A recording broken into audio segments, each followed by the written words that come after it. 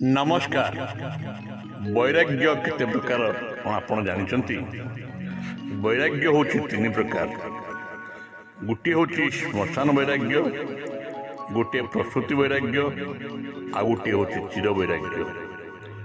श्मशान रे आमे गोटे शव पोड़ी गला बेले आम सहित वैराग्य मनोभाव आसे। प्रसूति वैराग्य आपण माने समस्त जानिचंती।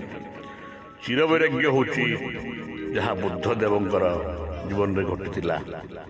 ताके पाखरे सबु थिला, सुंदर स्त्री थिला, सुंदर राजमहल थिला, सुंदर पुत्र थिला, धन संपत्ति कौनसी अभाव नथिला। किंतु से कहिथिले संसारटा दुःखमय, कामना ही दुःखर कारण, कामनार विनाश ही दुःखर विनाश हुए, दुःखर विनाश ही निर्बल प्राप्ति हुए। बंधु से वैराग्य श्रेष्ठ वैराग्य। बंधु भल लगे सब्सक्राइब करेंगे।